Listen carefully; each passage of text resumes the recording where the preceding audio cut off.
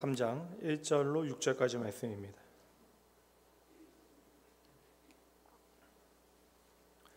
요한계시록 3장 1절로 6절까지.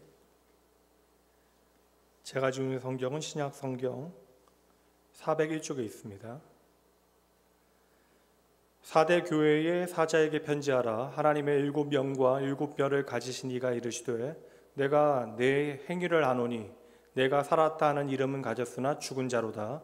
너는 일깨워 그 남은 바 죽게 된 것을 굳건하게 하라. 내 하나님 앞에 내 행위에 온전한 것을 찾지 못하였노니 그러므로 내가 어떻게 받았으며 어떻게 들었는지 생각하고 지켜 회개하라. 만일 일깨지 아니하면 내가 도둑같이 이르리니 어느 때에 내게 이르는지 너는 내가 알지 못하리라. 그러나 사대에 그 옷을 더럽히지 아니한 자 몇 명이 내게 있어 흰 옷을 입고 나와 함께 다니리니 그 옷은 그들은 합당한 자인 연구라. 이기는 자는 이와 같이 흰 옷을 입을 것이요 내가 그 이름을 생명책에서 결코 지우지 아니하고 그 이름을 내 아버지 앞과 그의 천사들 앞에서 시인하리라. 6절 함께 있습니다. 귀 있는 자는 성령이 교회들에게 하시는 말씀을 들을지어다. 아멘.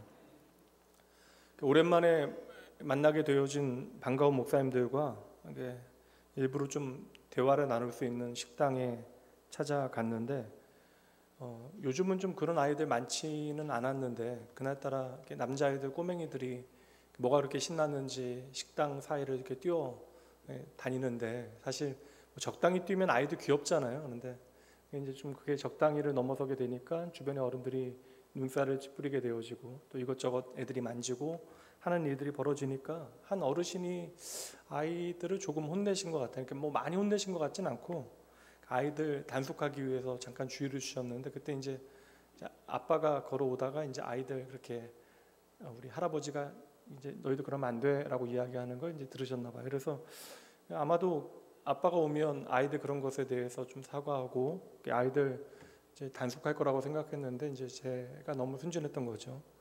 젊은 아빠가 그 이제 나이가 지긋하신 어르신에게 뭐 당신 자식도 아닌데 왜 그러느냐, 애들 안 키워봤냐, 유난스럽게 그러냐, 이런 게 불편하면 집에서 밥 먹지 왜 나와서 밥 먹냐, 그런 얘기를 하더라고요. 제가 목사가 아니면 저도 일어나서 너 나가서 집에서 먹어라 이야기해주고 싶은데 목사인지라 속에 아이고 저런 어른이 다 있구나. 근데 저는 왜 그때 마음이 불편했냐면 그걸 그 아이가 옆에 서서 아빠가 하는 말을 다 듣고 있거든요. 근데 이제 뭐 누가 봐도 이건 그 아빠가 이게 사실 정상이 아니죠. 그러니까 이제 분위기가 너무 안 좋으니까 이제 엄마 오게 되어지고 이제 자리를 비키게 되어졌습니다. 이제 뭐 그런 장면도 가끔 보게 되어질 때마다 이제 제가 이제 이게 사실 해외에 잠시 공부할 때는 신기한 게 뭐냐면 애들은 애들이라 그런 게 아니거든요. 그 해외에서 외식을 할 때는 애들이 이렇게 떠들면 부모들이 나가야 돼요. 그러니까 식당에서 다른 손님들에게 피해를 끼치게 되어지면 다 나가게 됩니다. 그래서 신기하게도 2살이건 3살이건 이제 그 아이들은 움직이지 않아요. 왜냐하면 지들이 막 떠들고 왔다 갔다 하면 엄마 아빠하고 다 같이 쫓겨난다라는 것을 그냥 알고 있어요. 근데 우리나라 물론 뭐 아이들은 조금 더 용납해주고 해주는 게 필요하긴 하지만 제가 그 장면을 보며 생각한 건 정말 좀 요즘엔 어른이 된다라는 것도 쉽지 않고 참 좋은 어른이 그렇게 많지 않구나라는 생각을 해봤어요. 어느 시대보다 여러분 칭찬은 넘쳐나게 되어지는데 아이들을 향한 건강한 훈육은 사라지게 되어지고 끝없이 우리가 자존감에 대해서 이야기하고 있지만 그 경계는 잊혀지게 되어지는 것이죠.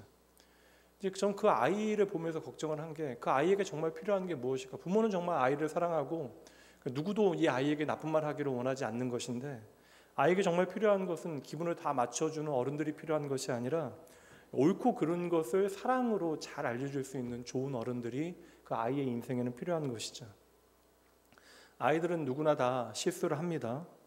근데 사실 그러니까 어릴 때는 사실 부끄러움은 모르잖아요. 근데 어릴 때 어른들로부터 부끄러운 것이 무엇인가를 제대로 배우지 못하게 되어지면 결국 부끄러움을 모르는 어른이 되어지는 것이죠. 그래서 저는 그날 좀 어른들의 그 약간 부끄러운 그러한 이야기들보다 그 아이가 좀 안쓰럽다라는 생각을 해봤어요.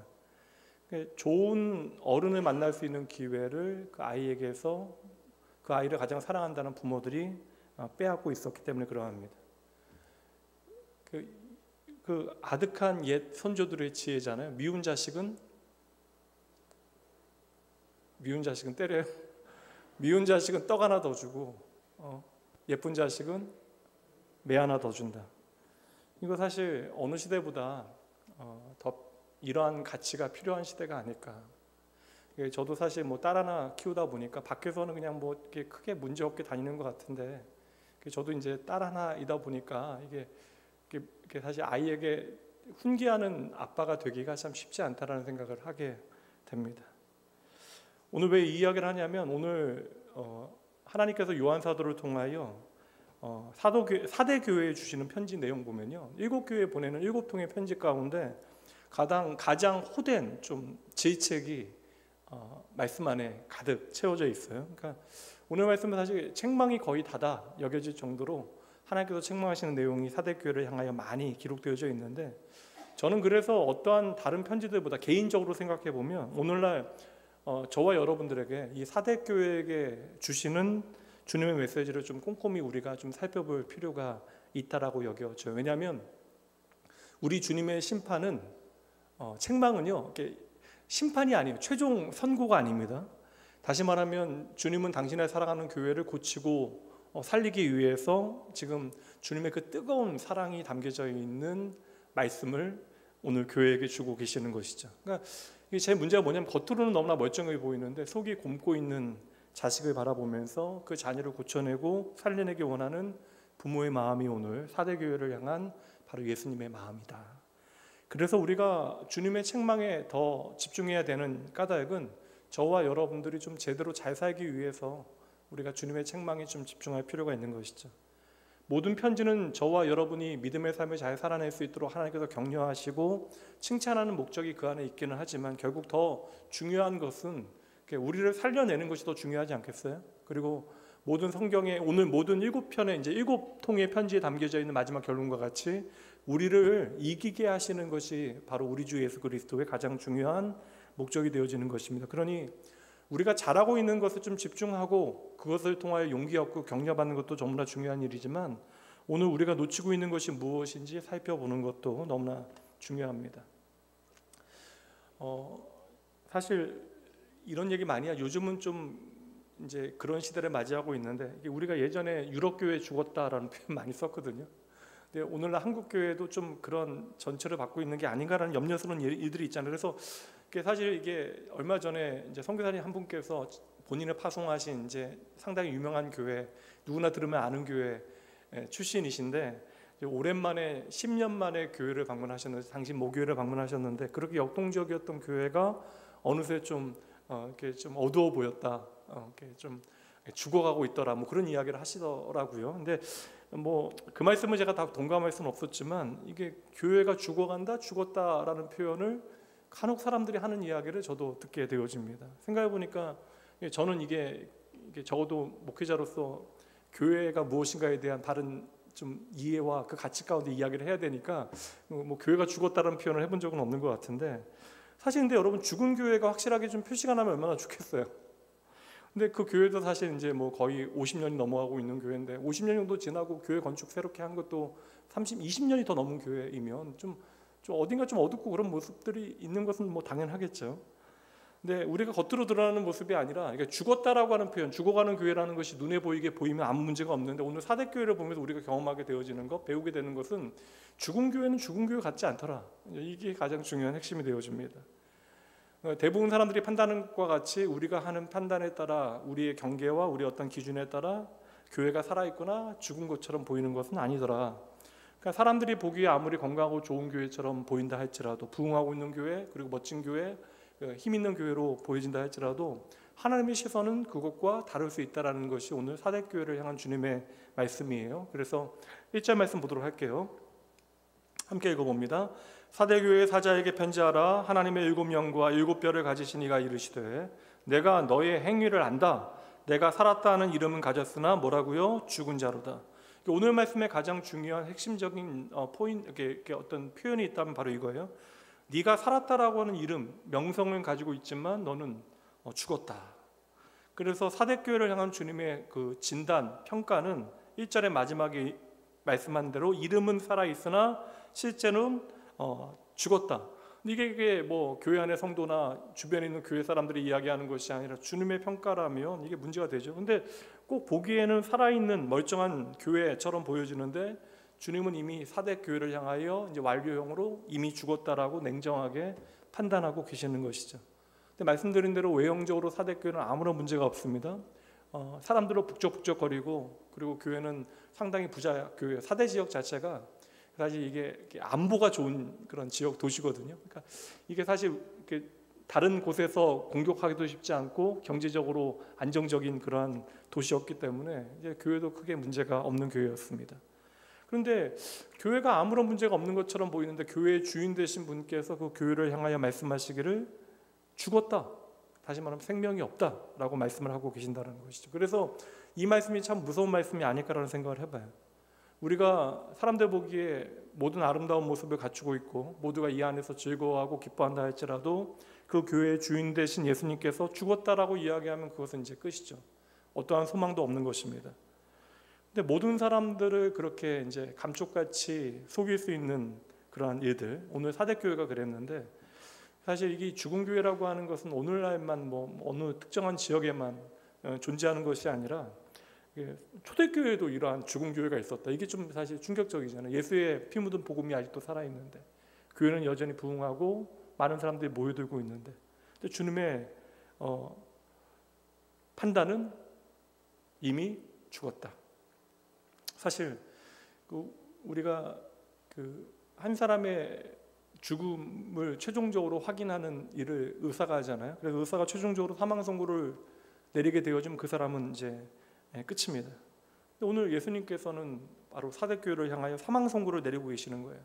이 사망 선고 내리셨으니까 이제 주님께서는 이제 부검을 하시면서 이제 교회의 문제가 무엇이었는지, 왜 죽었는가에 대해서, 원인에 대해서 주님께서 진단을 하셔야 돼요.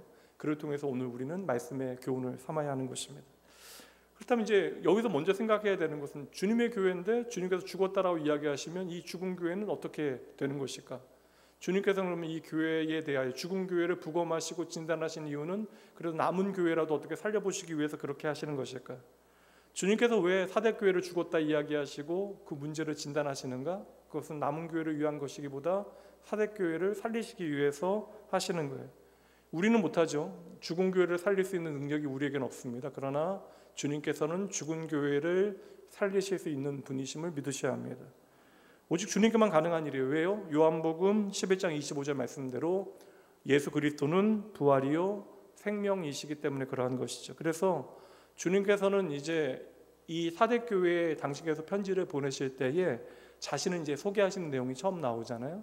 그 내용을 우리가 좀 살펴볼 때에 하나님의 7영과 7별을 가지신 분으로 예수님께서는 당신을 소개하고 계신다고요. 7이라고 하는 숫자는 이미 우리가 다 알고 있으니까 완전이라고 하는 것이고 모든이라고 하는 의미예요. 7영이라고 하는 것은 완전하신 성령 하나님을 가리키는 것이고, 그러니까 주의 모든 교회들을 붙들고 계시는 분이 바로 성령 하나님이시다라고 이야기하는 것인데, 그 성령 하나님을 예수께서 가지고 계신다. 그 7별이라고 하는 것은 교회의 모든 사자들, 목회자들을 가르친다라고 하는 것을 우리가 앞서 생각을 했습니다. 그렇다면 예수님께서 성령님과 모든 교회의 목회자들을 가지고 계신다라고 하는 의미가 되어지는 것일까? 여기 정확한 의미는 뭐냐면 오늘도 교회를 교회되게 하시는, 진리를 밝히시는 일을 성령 하나님께서 하고 계시는데, 성령 하나님의 그 보혜사의 사역을 통하여 교회에게 새로운 생명을 주시는 능력이 그 주인 되신 누구에게 있다? 바로 예수님께 있다라는 거예요. 당신의 손 안에 주의 몸된 교회의 주권이 있다라는 얘기를 주님께서는 이렇게 7영과 7별을 가지신 주님으로 우리에게 소개하고 있는 것이죠. 이거 그냥 쉽게 요약할게요. 교회의 주인은 누구이시다? 예수님이시다. 그러니까 교회의 주인 되신 예수님께서 너희가 죽었다라고 판단하시고 이 교회를 살려내시는 것이죠. 그러니까 너희가 겉으로 보기에는 살아있는 것처럼 보여지지만 내가 보기에는 분명 너희는 죽었다. 이제 너희의 사망 원인을 내가 해부해서 밝혀줄 터이니까 너희의 실체를 너희가 이제 잘 봐야 된다. 너희가 잘 봐야 되는 이유는 내가 너희를 이제 살려내기 위해서이다. 사대 교회는 뭐 이게 사실 뭐 그 당시에 어떤 배경을 다 자세히 살피면 너무나 기니까 말씀드린 대로 사대는 상당히 좀 잘 사는 지역, 고원지대에 있었거든요. 게다가 이게 곡창지대에 있었기 때문에 고원에 있었기 때문에 요새화되어 있어서 다른 곳에서 이렇게 침략하기 어려운 곳. 게다가 도시를 흐르는 강에는 이게 사실 사금이 났고요. 그래서 아시아 최초로 금말을 주조했다라고 하는 기록이 있어요. 그러니까 사대가 얼마나 잘 사는 지역이에요. 게다가 이제 곡창지대이니까 이제 먹고 사는 문제 그 당시 해결되어지면 이미 뭐 잘 사는 지역이죠. 그런데 이 난공불락의 사대 지역이 요새가 무너지게 되어진 때가 완전히 파괴되어진 때가 있어요. 성경 역사에도 나오는데 여러분 바사의 여러분 고레스 왕 아시죠? 바벨론으로부터 이스라엘 백성들을 하나님의 약속의 땅으로 되돌린 그 고레스 왕이 이 사대 지역을 완전히 점령하게 되어집니다. 그런데 이 점령의 과정이 중요한 것이 군대를 다 올려보낸 게 아니라 15명의 게릴라를 절벽을 타고 올라가게 해서 그 게릴라들을 통하여 성문이 열리게 되어지고 그 전쟁에서 아주 처참하게 패배하게 되어진 역사적인 그런 아픔을 가진 그런 도시가 바로 이 사대라고 하는 곳이에요.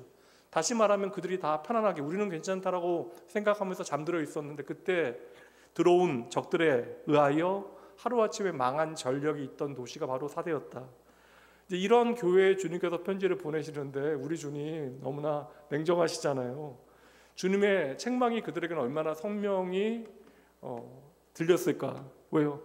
너희가 회개하지 않으면, 정신 차리고 회개하지 않으면 어떻게 하겠다? 오늘 말씀에 보면 3절 말씀 뭐라고 이야기해요? 성경 보시면 답이 나와요. 너희가 회개하지 않으면 어떻게 하겠다? 도둑같이 너희에게 임할 것이다. 이미 이게 이렇게 망해본 경험이 있는 사람들에게 너희가 회개하지 않으면 도둑같이 내가 너희에게 임할 것이다. 그러니까 사대교회 교인들에게 너무나 쉽게 경고를 해 주시는 것이죠. 이렇게 쉽게 경고해 주시는 이유는 듣고 이해하고 돌이키라는 거예요. 정신 차리라고 하시는 것입니다. 오늘 사대교회에 보내는 편지 내용을 좀 살피면서 오늘 이 땅의 교회들, 특별히 나공교회, 주의 몸된 교회를 섬기는 여러분들에게 주시는 메시지가 무엇인지를 좀 살펴보도록 하죠. 사대교회가 지금 죽었다라고 이야기하니까 생명이 없는 상태라는 것인데, 이제 생명이 없는 상태에 대해서 이야기하시면서 1절 후반절에 보면 내가 너의 행위를 안다. 주님께서 모든 것을 다 하시는데 네가 무엇을 했는지 내가 다 알고 있다라고 주님께서 이야기하는데, 우리말 성경에는 행위라고 표현이 됐는데 사실 우리말로는 이게 복수로 표현을 안 하는 그 단어이기 때문에 그렇지만 이게 원어 헬라어에서는 복수형이에요. 네가 행한 모든 행위들을 내가 다 알고 있다. 그러니까 사대교회 안에 많은 일들이 벌어지고 있었고 이 모든 일들을 주님께서는 다 알고 계신다. 근데 이게 참 중요한 게 뭐냐면 너희가 지금 생각하는 그 모든 행위들이 그들에게는 지금 자랑거리가 되어졌다는 것이죠. 근데 이게 주님께서 아시는 그 행위들은 도리어 교회가 죽은 증거가 되어진다. 이게 얼마나 어려워요. 그러니까 우리가 생각하는 우리가 행한 일들이 우리에게는 자랑거리가 되는데 주님께서는 우리가 행한 일들이 교회를 죽게 만든 원인이 되어진다. 그래서 주님께서는 행위를 다 안다 말씀하시면서 사대교회를 향하여 니들이 살았다라고 하는 이름은 있으나 실제는 죽었다라고 이야기하시는 겁니다. 말씀드린 대로 사대교회는 높은 지역에 있고 좀 분리가 되어 있죠. 오늘과 같이 뭐 텔레커뮤니케이션이 안 되니까 이게 사실 이렇게 분리되어져 우리가 잘 먹고 잘 살면 다른 거 신경 쓸 필요가 없다고요.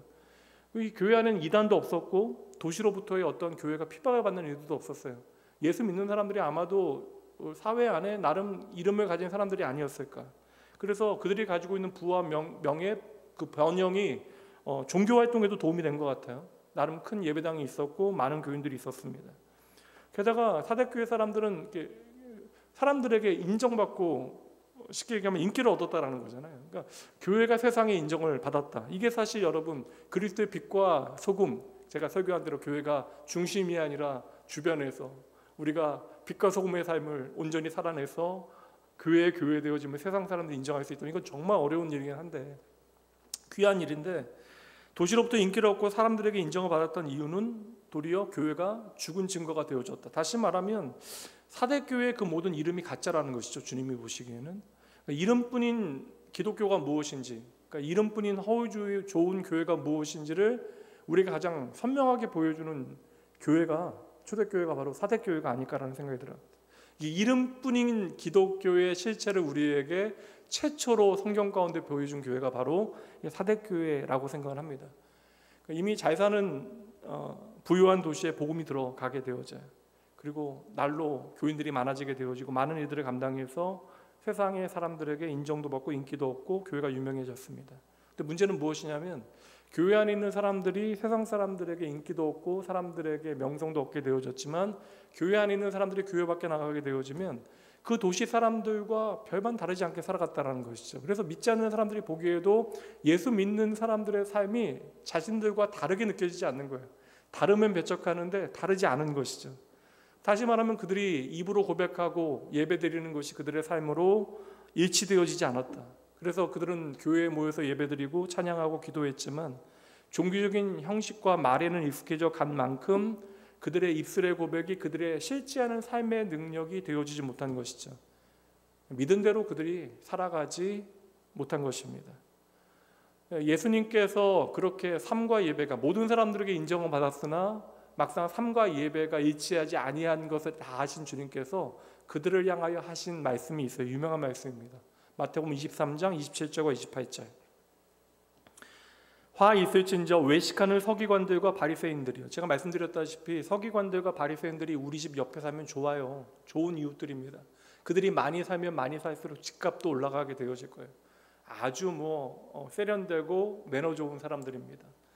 근데 그렇게 모든 사람들이 인정하는 사람, 그 신앙인들이, 하나님을 사랑한다 말하는 사람들이 너희들이 외식한다라고 이야기하고 있다는 것이죠. 그러니까 외식하여 회칠한 무덤과 같다.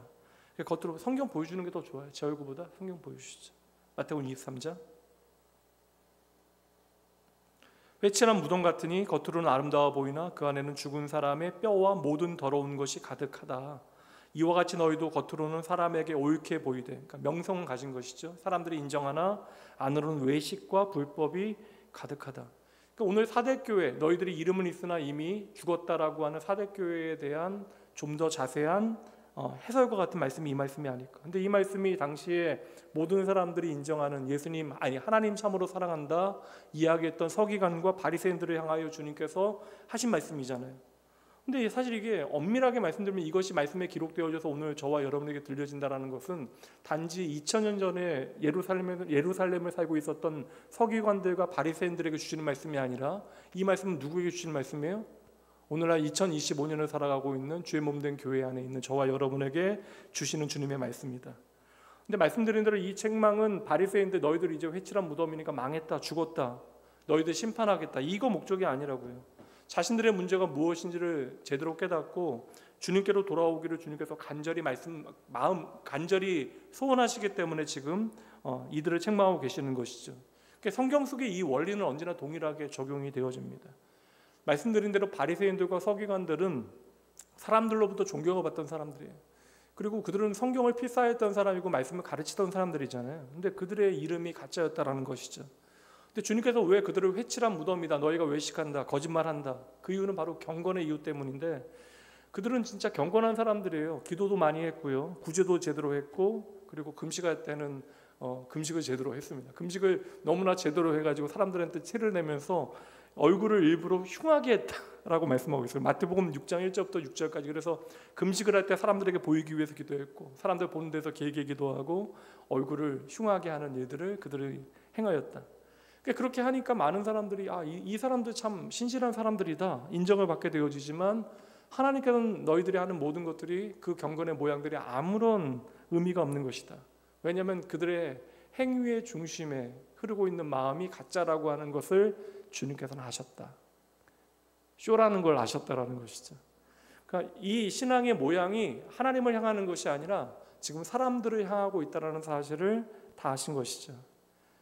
바울 사도가 디모데 후서에서 경건의 모양은 있으나 경건의 능력을 부인하는 에베소 교회 성도들을 책망하시지 않은데, 여러분 에베소 교회는 상당히 건강한 교회잖아요.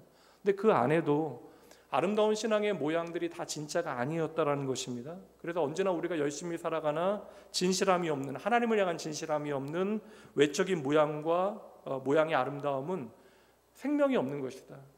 자기 만족과 자기 과시로 끝나게 되어진다라고 이야기합니다. 회칠한 무덤이라고 하는 단어와 연결되는 단어가 그래서 위선이라고 하는 단어인데, 이 위선이라고 하는 히포크리시스라고 하는 단어 자체가 가면을 쓰고 연기하다라는 것이거든요. 그러니까 이게 내가 아닌데 가면을 쓰고 그 사람인 것처럼 거짓말하는 것, 이 모든 것들을 위선이라고 지금 이야기하고 있는 거예요.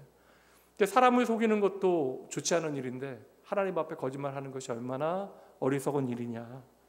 그러니까 오늘도 신앙생활 오래 하다 보면 우리도 모르게 여러 습관 가운데 이러한 어떠한 경건의 위선에 우리도 속아 들어갈 수 있다.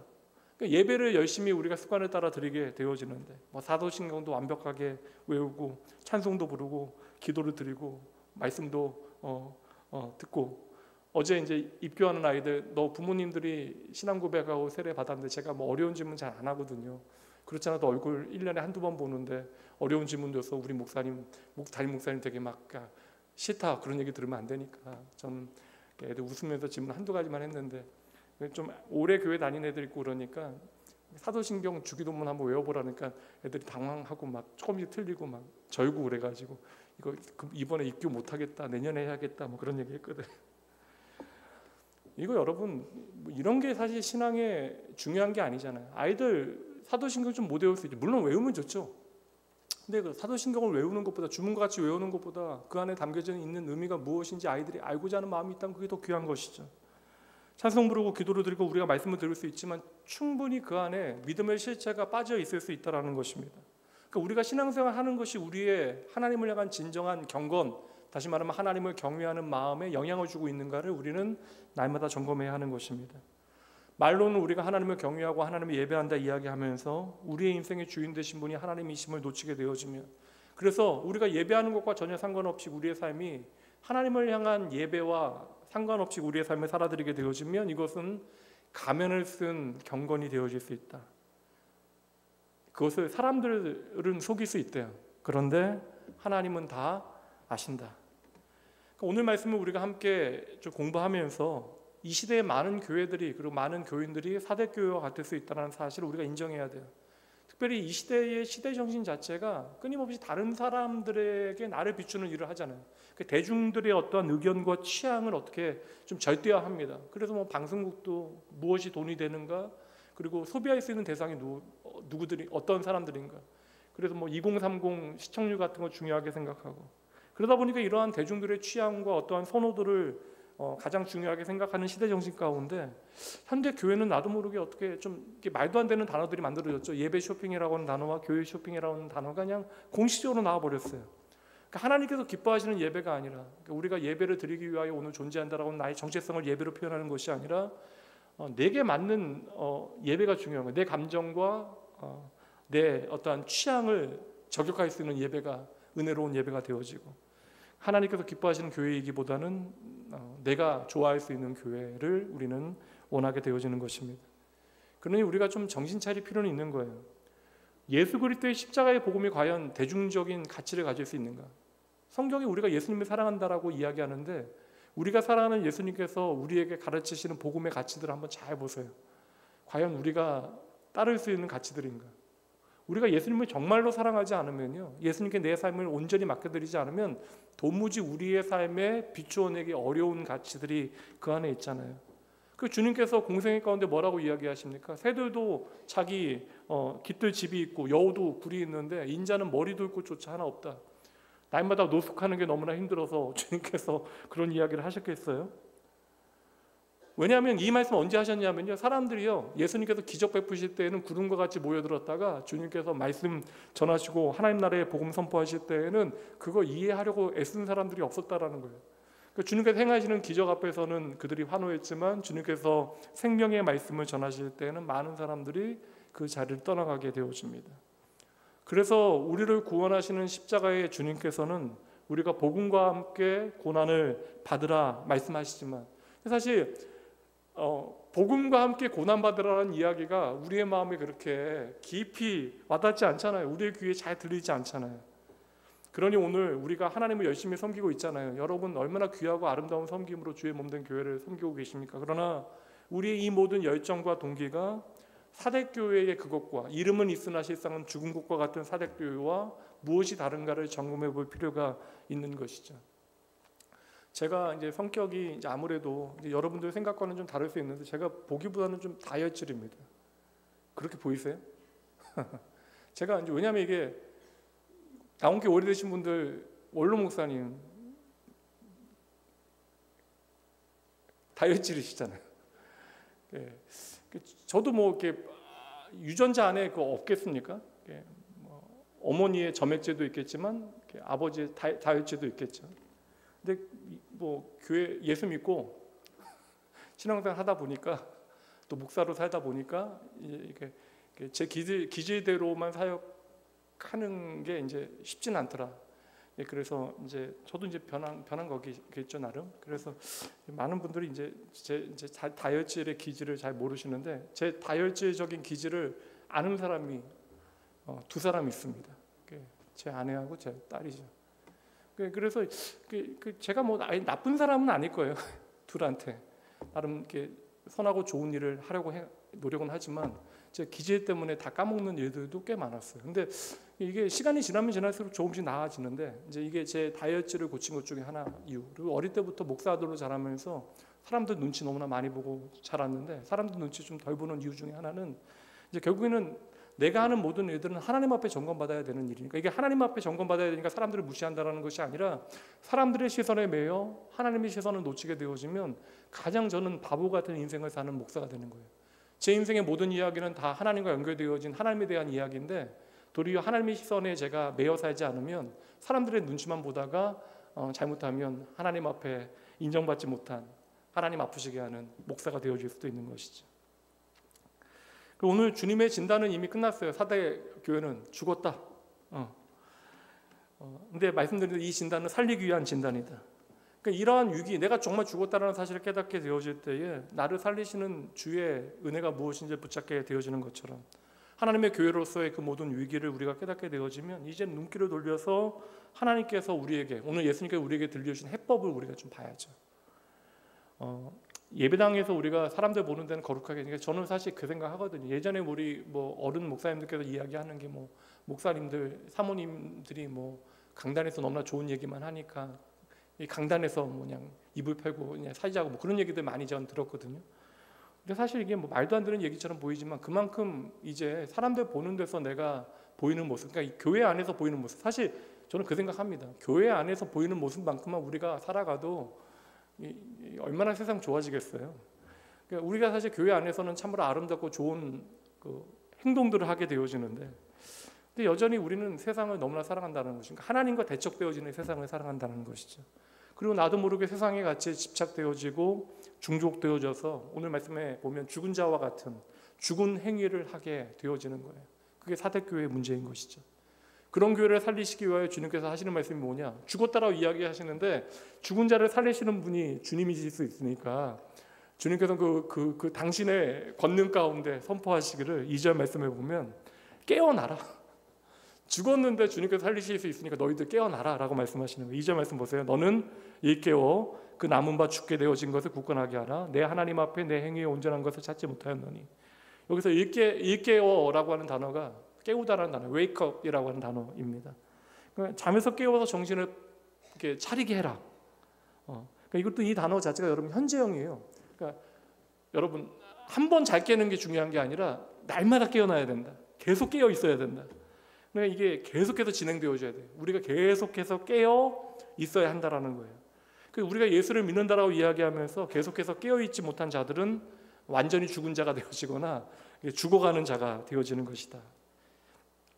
2절 말씀에 보면 좀 약간, 여기 2절 말씀에 보면 일깨워 그 남은 바 죽게 되어진 것을, 이게 사실 번역을 원어 그대로 좀 번역을 잘하다 보니까 이렇게 번역했는데, 쉽게 번역하면 죽어가는 남은 자라고 하는 뜻이거든요. 이 남은 자라고 하는 것은 하나님의 구원받은 하나님의 백성들이잖아요. 하나님의 언약 가운데 구원받게 되어진 자. 근데 죽어가는 남은 자가 있다라고 하는 것은, 사대교회는 겉으로는 살아있는 것처럼 보였지만 실제로는 죽은 교회이고, 그 죽어 있는 자들 틈 안에서, 틈 사이에서 뇌아부동하는 사람들이 있었다.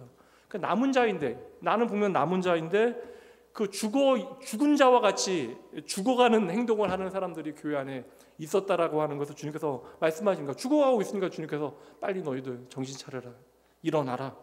죽어가는 교회를 빨리 살려내기 원하시는 주님의 마음이 2절 말씀에 담겨져 있는 것이죠. 그러니까 정신 차려라, 깨어라라는 것은 너에게 이미 복음이 무엇이고 믿음이 무엇인지를 주님께서 알려주셨으니까 너희의 믿음을 굳게 해라, 단단히 하라, 주님께서 말씀해 주시는 것이죠. 그러니까 오늘 사대교회는 저와 여러분에게 증거가 되어줘야 돼요. 사람 보기에 좋게 하는 거, 나도 모르게 사람을 기쁘게 하는 것이 하나님 앞에도 인정받을 수 있는 길이라고 우리가 착각하게 되어지는데, 눈에 보기에 좋고 사람들이 좋아한다라고 해서 그것이 하나님 받으실 만한 신앙의 행위가 아닐 수도 있다라고 하는 증거와 증명이 바로 사대교회입니다. 그러니까 결과보다 더 중요한 것은 우리의 마음의 중심이고, 또한 그 과정이 얼마나 주님의 마음에 합하여 있는가를 우리는 점검해 봐야 하는 것입니다. 그러니까 모든 행위는 하나님 앞에서 바른 행위 위에 근거를 가져야 된다. 그래서 2026년 표의 한 부분, 가장 중요한 부분은 하나님 앞에서라고 하는 쿠람데오라고 정해봤습니다. 우리가 하나님 앞에 우리의 신앙의 바른 근거를 가지고 우리의 인생을 판단하시고 그 모든 행위의 결과들을 살펴보시는 하나님, 우리가 놓치게 되어지면 그것은 마치 아무리 많은 일을 해도 속빈 강정과 같이 안고 없는 찐빵과 같이 되어질 수 있다. 2절 후반부에 보면 남은 자들이 죽은 자와 같잖아요. 근데 그들을 향하여 말씀하시기를 내 하나님 앞에 내 행위에 온전한 것을 내가 찾지 못하였다. 이거 문장의 주어가 누구예요? 누가 찾지 못했다는 거예요, 여러분? 제가 말을 너무 이렇게 이쁘게 하니까 여러분들 안 들리세요? 지금 누가 찾지 못했다는 거예요? 하느님 말고 여기서 말씀하시는 분 누구예요? 교회 주인 되신 예수님께서 너의 행위에 온전한 것을 지금 예수님께서 찾지 못하시겠다라는 거예요. 교회의 모든 행위는 주님께서 인정하실 때에 이게 가치 있는 것이지 사람들이 어찌 바라보는가 이건 상관이 없다. 도리어 죽은 행위가 되어질 수 있다. 이게 핵심입니다. 그러니 우리가 아무리 사람들의 눈에 좋은 일들을 많이 한다 했죠. 물론 여러분 사람들의 눈에도 좋은 일들을 많이 하셔야 돼요. 그런데 우리가 그것이 주님 앞에서 우리 자신을 먼저 온전케 하는 일이 아니라면, 주님께서 책망하실 것과 같은, 책망하실 수밖에 없는 마음의 중심이 그 안에 있다면 우리의 모든 일들은 결국 헛수고가 되어지는 것입니다. 그럼 주님께서 사대교회에 주시는 이제 구체적인 처방전 3절 말씀 보도록 할게요. 여러분 읽어주세요. 시작.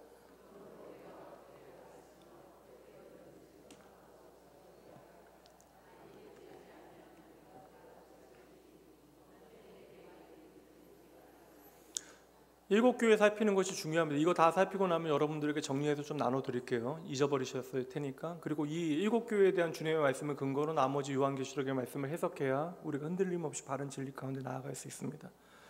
이제 죽은 것 같은 너희가 해야 되는 일이 무엇이냐? 너희가 어떻게 받고 어떻게 들었는지 생각하고 지켜 행하라. 그러니까 너희가 처음 들었던 바른 복음을 기억하고 그 복음을 굳게 붙잡고 그 복음에 근거하여 회개해라. 그러니까 니들이 복음을 기억해야 되고 복음을 붙들어야 되고 그 복음을 근거해서 회개해야만 니들이 살 수 있다. 그러니까 복음으로 돌아가야지만 너희가 살게 되어진다. 바울사도 똑같은 겉면의 말씀 나누는데 사도행전 20장 31절 말씀 보도록 합니다. 그러므로 여러분이 일깨워 내가 3년이나 밤낮 쉬지 않고 눈물로 각 사람을 훈계하던 것을 기억하라. 여러분들이 깨어 있어서 내가 3년 동안 쉬지 않고 밤낮 여러분들에게 가르쳤던 주의 말씀을 통하여 각 사람을 눈물로 훈계하던 그 일을 여러분들 반드시 붙잡으셔야 합니다. 그러니까 에베소의 교회 장로들에게 마지막 이제 작별 인사를 하는 그 장면인데, 자신이 가르친 모든 것들을 기억하면서 깨어 그 모든 말씀을 너희의 삶에 지켜라라고 권면하고 있는 것이죠. 한 구절 더 볼게요. 디모데후서 1장 13절 14절 여러분 읽어주세요. 시작.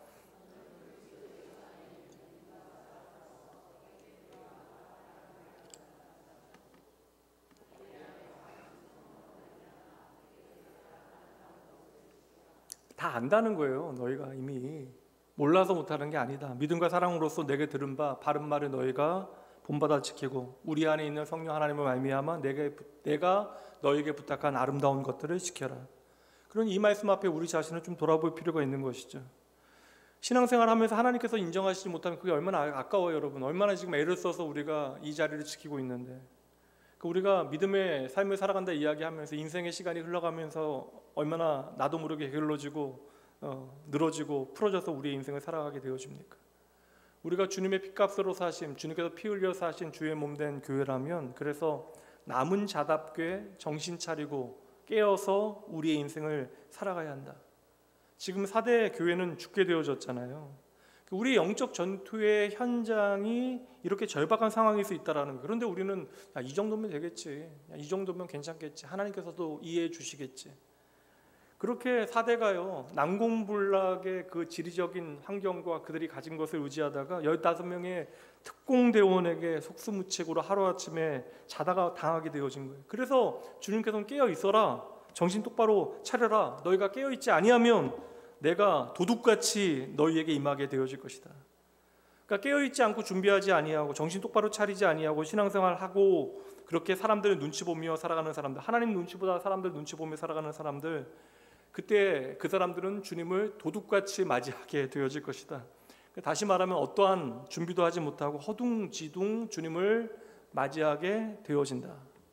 그래서 우리가 어떻게 해야 되는지 바울 사도가 데살로니가 전서에서 구체적으로 교훈합니다. 5장 1절부터 6절, 좀 길긴 하지만 이 말씀 읽어드릴게요.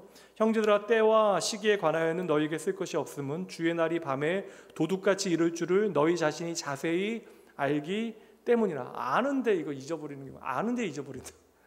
그들이 평안하다 안전하다 할 그때에 임신한 여자에게 해산의 고통이 이름과 같이 멸망이 갑자기 그들에게 이르리니 결코 피하지 못하리라. 형제들아, 너희는 어둠에 있지 아니하매 그날이 도둑같이 너희에게 임하지 못하리니 너희는 다 빛의 아들들이요 낮의 아들이라. 우리가 밤이나 어둠에 속하지 아니하나니 그러므로 우리는 다른 이들과 같이 자지 말고 오직 깨어 정신을 차릴지라. 오늘 말씀 좀 자세히 풀어놓은 거예요. 죽어있는 자들에게는 주님은 누구처럼 임한다고요? 누구처럼요? 도둑처럼 임하게 되어진다. 근데 깨어 살아있는 자들에게는 결코 도둑처럼 임할 수 없다. 주님 오실 때 깨어 주님 맞이하는 여러분 되시길 주님의 이름으로 축복합니다. 그럼 깨어서 뭐 하실 거예요? 눈 부비고 뭐 억지로 여러분 그냥 버티시겠어요? 그래서 우리가 깨어서 뭐 해야 되는지 행할 바와 갈 바를 주님께서 친히 우리에게 계속해서 알려주시는 거예요. 이것 때문에 우리가 말씀 앞에 나오는 것이고 예배 드리는 것이고, 그래서 수요예배도 나오는 것이고 주일 예배도 나오는 것이고 새벽에도 나오는 것이고, 우리는 너무나 쉽게 잊어버리니까. 요한복음 6장 28절 29절 우리가 뭐 해야 되는지 알려주십니다. 그들이 묻되 우리가 어떻게 하여야 하나님의 일을 하오리까? 예수께서 대답하라 이르시되, 읽어주세요. 하나님께서, 요한복음 6장이요,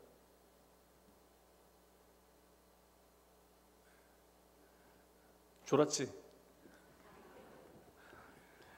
요한복음 28절 29절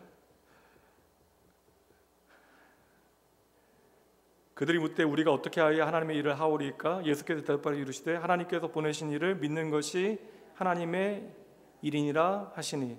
그러니까 우리가 깨어서 해야 되는 일이 무엇입니까? 예수님 제대로 믿는 일을 하면 된다는 게 얼마나 단순해요.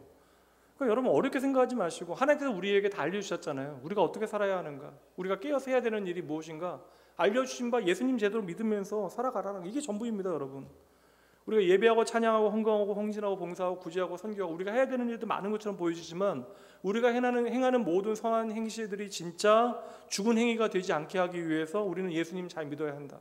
예수님 잘 믿는 것으로부터 이 모든 일들이 나올 수 있도록 우리는 해야만 한다. 그러니까 우리가 예수님 잘 믿기 위해서 지속적으로 깨어서 방심하지 말고 정신 차리고 있어야 된다. 그러니까 우리가 조금만 방심하게 되어지면 이 영적 전투 가운데 우리는 여러 가지 이유가 있어요. 우리의 삶에 벌어지는 많은 일들 때문에 하나님께서 우리에게 너무하신다, 하나님 살아계시지 아니하신다, 하나님께서 나를 버리셨다, 하나님 나 돌보지 아니하신다, 우리는 착각하게 되어지는데, 이 영적 전투의 현장 가운데, 이 영적 전쟁의 현장 가운데 우리가 나도 모르게 이 상황 가운데 죽어가는 자와 같이 되어지지 않기 위해서 주님께서 우리에게 주시는 말씀 제대로 붙들고 깨어서 주의 말씀 따라 믿음을 우리의 삶에 살아내야 된다. 예수님께서 저와 여러분을 당신의 십자가를 통하여 구원하셨으면 믿으세요, 여러분? 이게 건성으로 대답하실 거예요? 예수님께서 당신의 십자가를 통하여 저와 여러분을 구원하셨으면 믿으십니까? 십자가의 복음이 저와 여러분을 살리셨으면 여러분 믿으세요? 이거 믿었기 때문에 우리가 주의 거룩한 식탁 앞으로 우리가 감사함으로 오늘 나간 거 아닙니까?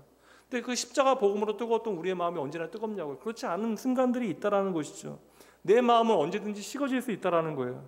그런 여러분 늘상 말씀드리지만, 하나님께서 우리에게 감성과 감정과 느낌을 주셨지만 이거 여러분 의지하면 안 됩니다. 신앙은요, 우리의 느낌과 감정을 의지해서는 안 되는 거예요. 우리의 신앙은 사실에 기초해야 됩니다. 변치 않는 예수 그리스도의 십자가의 복음 위에 우리의 믿음은 세워져야 하는 것이에요.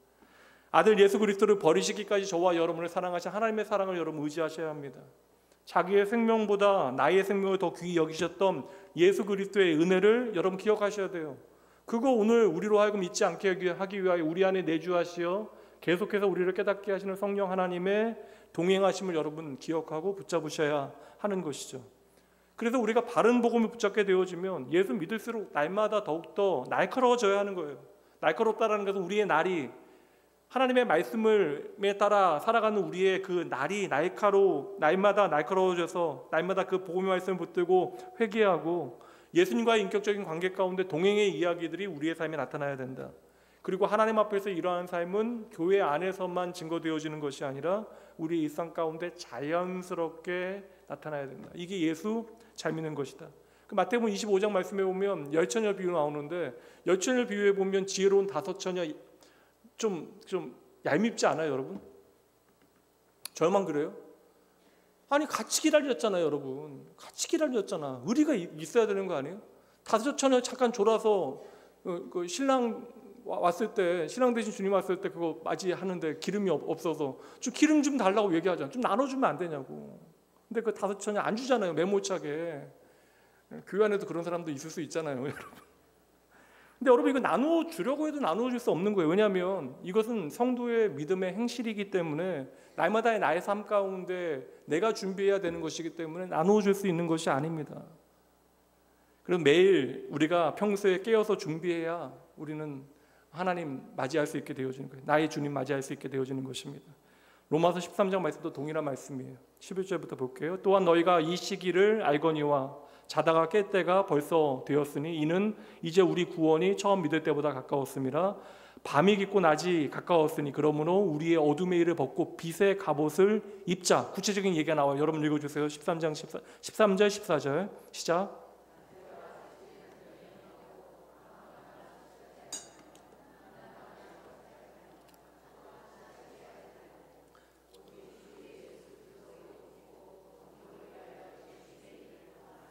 이 모든 내용들은 단지 여러분 세상의 욕심 그런 것들만 얘기하는 게 아니라고, 우리의 육신의 어떤 욕망 이런 것만 얘기하는 게 아니에요. 복음의 가치를 살아내지 못하는 세상의 모든 가치들을 정욕으로 이야기하는 거예요. 육신의 일로 이야기하는 것입니다. 우리가 그렇지 않기 위해서는 그리스도로 옷을 입어야 돼요. 그러니까 그리스도라고 하는 브랜드나 그리스도라고 하는 유니폼을 우리가 입고 있어야 우리가 우리의 믿음을 제대로 우리의 삶으로 살아낼 수 있다. 우리가 깨어있기 위하여 그리스도로 옷 입어야 된다. 그래서 우리가 깨어있는 믿음의 자녀들로 정신 차리고 하나님께 우리에게 구원의 실제로 허락하신 믿음과 소망과 사랑 안에 거하는 증거들을 우리의 삶에서 살아내야 한다. 그렇게 우리의 삶을 날마다 하나님 앞에 살아드리게 되어질 때 우리는 하나님께서 받으실 만한 살아있는 자로 하나님의 기쁨이 되어지는 것이죠. 오늘 이 말씀 우리에게 주시는 거예요. 그래서 보면 영적 괴사 상태의 사대교회가 있었는데 근데 그 안에 사절 말씀에 보면 옷을 더럽히지 않는 몇 사람들이 있었다. 그러니까 이 사람들은 주님이 언제 오실지 모르니까 오늘 주님이 오신다라고 하는 마음으로 오늘을 살아갔던 사람들이 바로 옷을 더럽히지 않았던 사람들. 이게 이제 등불을 준비했던 지혜로운 처녀들. 이거 기억하며 살아가는 게 종말론적인 신앙이잖아요. 그래서 4대의 4절 말씀에 보면 그 옷을 더럽히지 아니한 4절 그러나 사대에 그 옷을 더럽히지 아니한 자 몇 명이 내게 있어 흰 옷을 입고 나와 함께 다니리니 그들은 합당한 자인 연구라. 흰 옷을 입고 있는데 흰 옷을 입을 자격이 그들에게 있대요. 이 합당하다라는 단어는 주님께만 사용되는 단어거든요.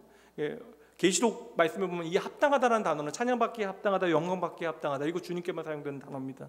5장 9절이요. 계시록 5장 9절. 그들이 새 노래를 불러 이르되 두루마리를 가지시고 그 인봉을 떼기에 합당하시도다. 일찍이 죽임을 당하사 각 족속과 방언과 백성과 나라 가운데서 사람들의 피로 사서 하나님께 드리시고. 아이고 힘드네요. 12절 말씀 읽어주세요. 시작.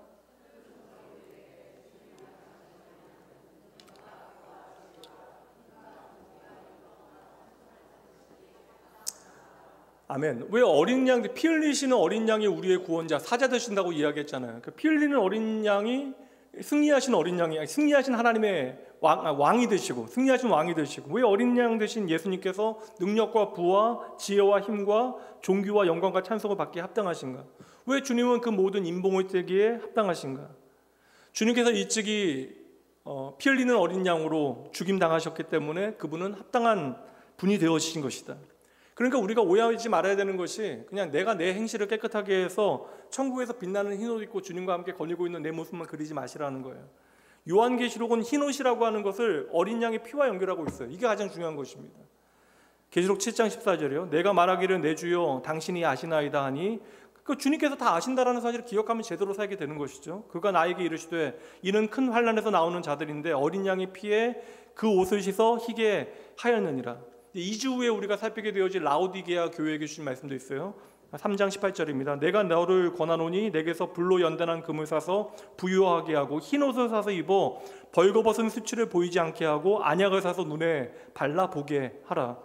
그 흰옷이라고 하는 것은 우리가 믿음을 살아내기 위하여 하나님 없는 세상 가치와는 분명 다른 어떠한 불로 연단한 금과 같은 시간이 우리에게 필요하다. 고난의 시간이 있다라는 거예요. 예수의 이름을 위하여 우리가 그 복음의 가치를 위하여 세상을 살아가다 보면 우리가 분명 불편한 일들이 생기고 어려운 일이 있을 수밖에 없다라는 거예요. 그 모든 과정이, 그런데 고난을 이겨나가는 그 모든 과정이 어린 양의 피에 씻음받아 입을 수 있는 흰옷을 입는 그러한 일이 되어지는 것이다.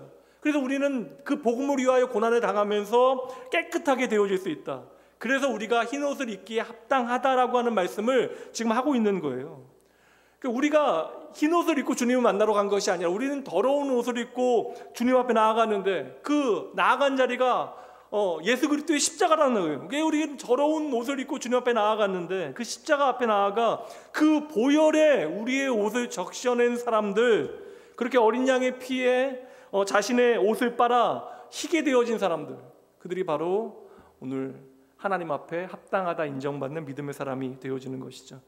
그래서 저는 이 말씀 좀 드리고 싶어요. 예수 믿는 모든 사람들 이 땅에서 제대로 신앙생활을 하다 보면 때로는 불편한 일들, 어려운 일들 반드시 있습니다. 그러니까 세상의 가치와 충돌하게 되어지는 복음의 가치가 분명히 있잖아요. 그래서 우리가 그리스도인답게 바르게 우리의 인생을 살기 위해서 그냥 이 땅에서 내가 잘 먹고 잘 사는 것이 우리의 마지막 목적이 아니라 하나님 나라에서 영원히 하나님 즐거워하며 하나님과 행복한 우리의 영원한 삶을 살아가기 위해서는 이 땅에서 우리의 삶이 하나님의 자녀다운 삶이 되어져야 하는데, 그렇게 깨어있는 삶을 살기 위해서 우리는 복음의 가치를 우리의 삶에 살아내야 하는 것이고, 어린 양 되신 예수 그리스도의 그 보혈에 우리의 모든 더러운 죄를, 더러운 옷을 씻어 흰옷과 같이 만들어야 하는 것이죠. 그러니까 그 옷은 누가 주신 거예요? 결국 어린 양 되신 예수 그리스도께서 우리에게 주신 것이기 때문에 그 옷은 우리에게 합당한 것이 되어지는 것입니다.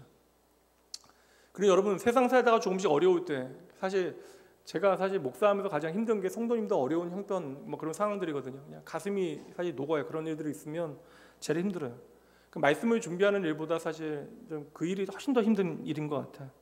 근데 우리가 예수를 믿다가 때로는 어려운 형편들을 맞이하게 되어지고 고난의 시간을 지나가게 되어질 때, 때로는 우리가 제대로 믿노라 하면서 세상의 왕따를 당하게 되어지고, 때로는 예수 믿는 일에 힘에 부치도록 어려운 시간들을 지나게 되어질 때, 오늘 말씀을 통해서 주님께서는 기억하라라고 이야기하는 거예요. 우리가 힘들지만 그리스도께서 우리에게 보여주신 십자가의 길을 걷는 자에게는 반드시 어린 양 되신 예수 그리스도께서 당신의 보혈로 우리를 깨끗하게 씻어 반드시 우리를 흰옷 입게 하시는 분이심을 여러분 믿으셔야 합니다. 이것이 우리가 환난 중에도 기뻐할 수 있는 이유가 되어져요. 그래서 이 이야기는 요한계시록 19장 말씀에 다시 한번 나와요. 오늘 말씀을 좀 정리하면서 이 말씀 함께 읽어봅니다. 그에게 빛나고 깨끗한 세마포 옷을 입도록 허락하셨으니 이 세마포 옷은 성도들의 옳은 행실이로다 하더라. 이 빛나고 깨끗한 세마포는 예수 그리스도를 통하여 우리의 삶에 나타나게 되어진 복음의 가치, 성도의 옳은 행실이에요. 흰옷은 그렇게 우리에게 입혀지는 것입니다. 우리는 예수를 믿다 보면 때로는 불편하고 어려운 일, 고난의 순간들을 지나가게 되어지지만 이것은 우리의 삶의 선택사항이 아니라 반드시 우리가 하나님의 자녀답게 되어지기 위하여 그리스도의 장성한 분량까지 성장하기 위해서 우리에겐 필수적인 일이 되어진다. 오늘도 우리가 주님을 제대로 믿고 따르기 위해서는 자기 십자가를 지고 나를 부인하고 주님을 따를 때 우리의 삶에는 그리스도의 복음의 가치가 살아 역사하게 되어지는 것이죠. 그러니 우리가 주님 때문에 좀 불편한 일이 내 삶에 있는가? 내가 기꺼이 주님 때문에 나의 손해를 감당한 일이 있는가? 이거 한번 좀 점검해 보실 필요가 있어요. 없으면 우리가 분발해야 된다, 회개해야 된다, 깨어나야 한다. 오늘 그래서 주님께서는 사랑하는 당신의 교회들에게, 사대교회뿐만 아니라 오늘 낙원교회 성도들에게 깨어나라, 내가 도둑같이 너희의 삶에 임하지 아니하도록 너희도 준비 잘해라 라고 격려해 주시는 것이죠. 이때 주님께서는 생명책에서 이름 지우지 아니할 것이다, 이거 잘못하면 생명책에서 지울 것이다, 이렇게 오해하면 안 돼. 그렇게 해석하는 이단들 있잖아요. 이단들이 하는 일이라고는 뻔합니다. 사람들 겁줘서 그냥 하나님의 사랑 놓치게 만들고 그냥 눈에 보이는 것들에 마음 빼앗겨 두려워하게 만드는 것이 그들의 목적이죠. 여러분, 하나님의 약속은 생명책에서 저와 여러분 결코 버리지 않는다는 거예요. 도리어 이 말씀은 무엇이냐면, 하나님께서 창세전에 생명책에 기록해 놓은 사람들은 무슨 일이 있어도 그들의 삶을 하나님께서 합당한 삶의 모양으로 바꾸어 내시지 결코 저와 여러분 포기하지 아니하신다라는 거예요. 그래서 그 생명책에 합당하게 저와 여러분을 만들어내신 하나님 믿고 우리는 오늘도 믿음의 삶을 잘 살아내야 하는 것이죠. 그래서 여러분 힘내셔야 됩니다. 하나님께서는 저와 여러분을 반드시 당신의 아름다운 교회로 만들어 가실 것입니다. 여러분의 삶의 그 아름다운 삶의 이야기 잘 살아내시고 또 다음 주 기쁨으로, 감사절이잖아요 여러분. 제가 감사절 말씀 좀 빨리 준비하면서 제 마음 안에 은혜가 많았는데, 저도 최선을 다하여 한 주간 하나님 은혜 안에 저에게 주어진 삶을 살아내고 여러분과 함께 좋은 귀한 말씀으로 다음 주에 만나 뵙도록 하겠습니다. 오늘 말씀 단 한 가지예요. 고난 중에도 기뻐해라. 주님께서는 곧 오신다. 당장 눈에 보이지 않는다 할지라도 장차 하나님의 나라에서 내가 예수 그리스도의 보혈로 씻음받은 흰 옷을 입고 주님과 함께 거니게 되어질 그 모습 기대하면서 오늘의 모든 어려움 가운데 나를 이기게 하신 주님 바라보며 믿음을 잘 살아내시는 여러분 되시길 주님의 이름으로 축복하고 응원합니다. 기도합니다. 하나님의 일곱 영과 일곱 별을 가지신 주님, 이 시간 우리를 주의 교회로 불러주시고 지켜주신 은혜에 감사합니다. 오늘 우리에게 주신 말씀 저희들 선명하게 붙잡게 하여 주시옵소서. 말씀을 통하여 참된 복음과 분명한 삶의 가치를 새겨 주시옵소서. 세상 모든 사람들이 그렇다라고 이야기할지라도 하나님의 말씀이 아니라고 이야기하시면 세상을 향하여 저희들 아니다라고 선포하게 하시고, 주님께서 우리에게 보여주신 그 길을 저희들 기쁨으로 선택할 수 있도록 주여 인도하여 주시옵소서. 주님, 이 시간 주님의 교회들을 위하여 간절히 기도합니다. 이 시대에 하나님의 말씀대로 살다가 어려움 당하는 것이 교회를 향하신 하나님의 축복임을 저희들 기억하게 하시고, 단지 내 자신 조금 더 잘 사는 것, 교회 외적인 웰빙보다 그리스도의 십자가의 복음이 우리 안에 살아 숨쉬는 주의 몸된 낙원교회 되어질 수 있도록 하나님 우리 가운데 진리로 역사하여 주시옵소서. 세상의 어둠이 저희들을 흔들어 놓으려 할 그때에 교회와 세상의 참된 주인이신 주님 바라보게 하시고, 오직 그리스도의 이름만을 위하여 저희들 선한 싸움 잘 싸워낼 수 있도록 하나님 우리에게 힘을 더하여 주시옵소서. 감사드리며 죽어있는 우리를 살리신 우리의 유일한 생명 되신 예수님 이름으로 축복하며 간절히 기도합니다.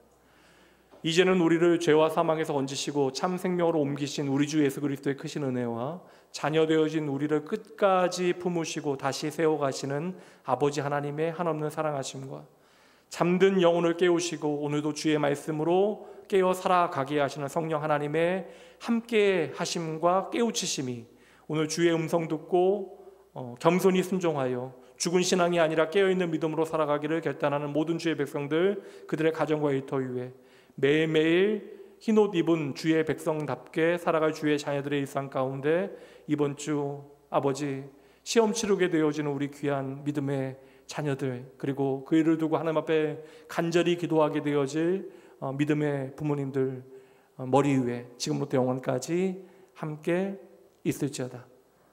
아멘. 잠시 기도하시고 평안히 돌아가시고요. 구역장 기도에 잠시 갖도록 합니다.